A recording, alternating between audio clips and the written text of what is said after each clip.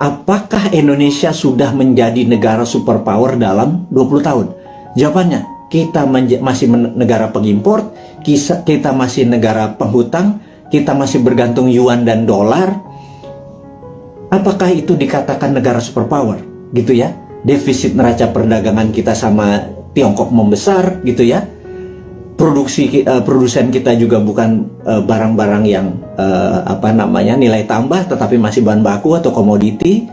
Apa yang terjadi? Ini loh yang kita mau tanya. Wahai sahabat semua, yuk kita mikir bersama ya. Kita mikir bersama. 20 tahun kita sudah dipimpin oleh pemimpin besar. Ibu Mega adalah pemimpin wanita yang powerful. Pak SBY gitu ya, juga sangat powerful. 10 tahun dia memimpin. Kemudian Pak Jokowi juga sangat powerful, udah 7 tahun dan masih 3 tahun lagi. Total 20 tahun saat ini.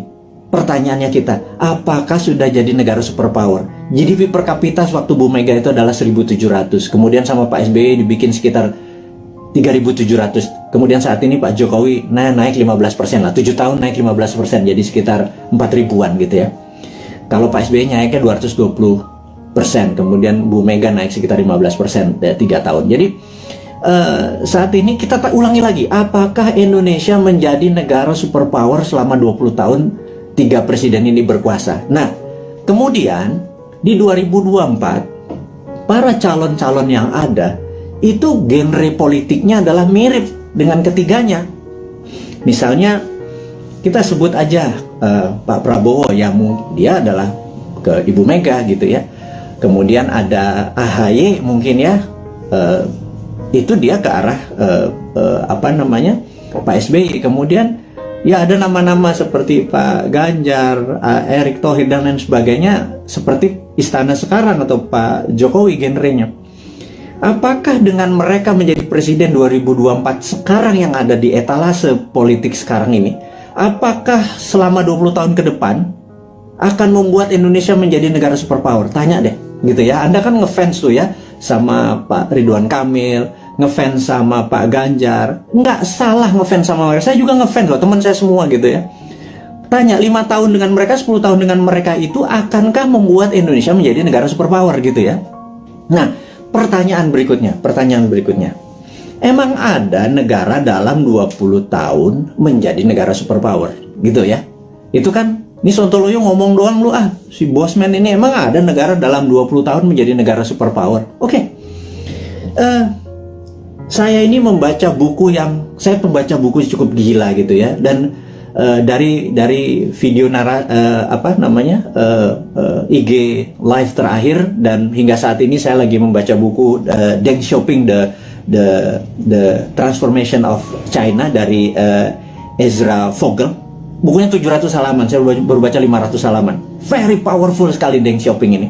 Dan ini yang saya mau ceritakan, apakah dalam 20 tahun emang ada negara menjadi superpower? Oke, jawabannya adalah begini.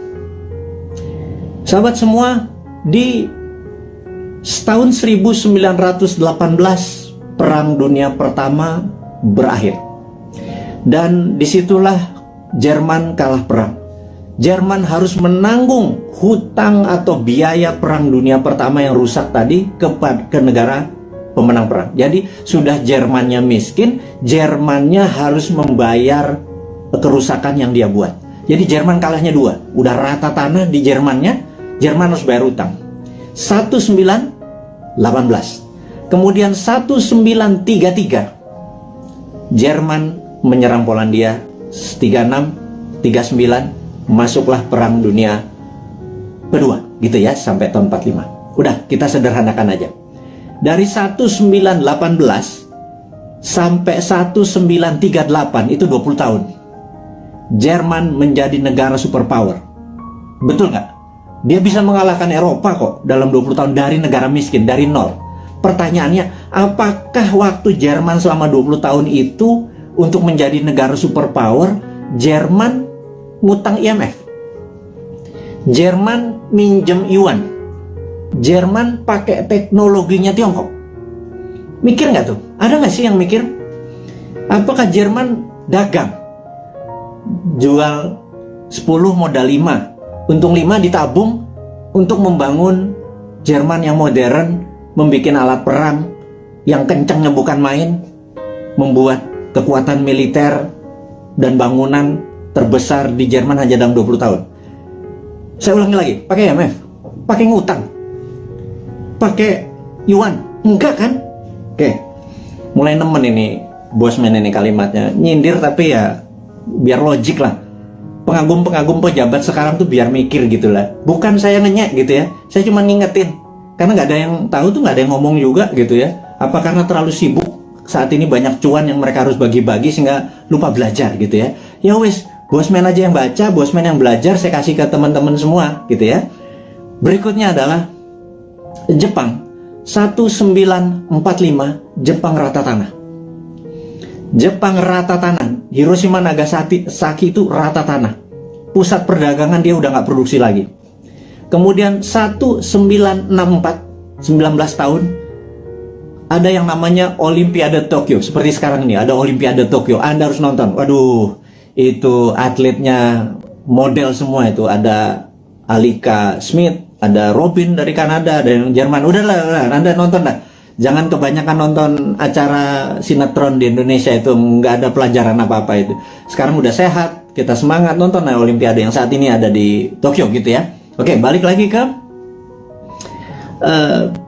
selama 19 tahun, kemudian Jepang membangun di tahun 1964, Jepang mengadakan Olimpiade Tokyo, dan itu adalah Olimpiade modern pertama di dunia. Atlet-atlet yang datang ke sana terkagum-kagum, kok bisa Jepang menjadi negara yang sangat maju gitu ya di dalam tahun 64 itu. Dan kemudian tahun 80-an alias 20 tahun setelah itu, kita bicara tahun 80-an, ada Sony, ada Toyota, itu menguasai dunia seperti China sekarang. Jadi ternyata bisa tuh menjadi negara superpower dalam 20 tahun gitu ya. Nah, kemudian tahun 79, Tiongkok jangan tanya, Tiongkok rata tanah. Mao Zedong itu merusak semuanya, membakar orang-orang pinter, buku dibakar. Sampai orang yang Mao Zedong tidak sukai berkuasa atau mendapat kesempatan memimpin, yang namanya Deng Xiaoping. Deng Xiaoping ini dalam pidatonya sering mengucapkan kata-kata demokrasi, sangat menarik. Demokrasi ini bukan berarti hanya pemilihan langsung, tapi demokrasi ini adalah semua orang yang berprestasi itu boleh mendapat jabatan yang tertinggi. Jadi orang berprestasi bukan karena dia membantu pemenangan terus dijadikan komisaris, bukan ya, bukan seperti itu ya. Jadi benar-benar berdasarkan merit atau prestasi, namanya meritokrasi. Nah, demokrasi ini adalah membebaskan semua orang yang berprestasi untuk menduduki jabatan penting. Nah, Deng Xiaoping memepet Ronald Reagan di tahun 80-an, dan Amerika banyak membantu Deng Xiaoping yang mengatakan dia akan mengikuti apa yang negara demokrasi mau. Ini yang saya bilang dia main tiga kaki. Kemudian dia harus memilih, dia berpihak ke Rusia, Soviet, atau ke Amerika. Dia main dua kaki, ke Soviet sesama komunis, ke Amerika pura-pura ikut demokrasi. Di tahun 1989, Deng Xiaoping menghadapi sebuah dilema yang besar, di mana demokrasinya meminta banyak korban, dan disitulah ada dua pilihan: soft power ikut demokrasi, atau hard power China mulai berdiri sendiri. Akhirnya Deng memilih pilihan kedua. Disikat 10.000 mahasiswa di Tiananmen Square, dan disitulah muncul Tiananmen Papers. Jadi efeknya adalah seluruh investor keluar dari Tiongkok pada saat itu.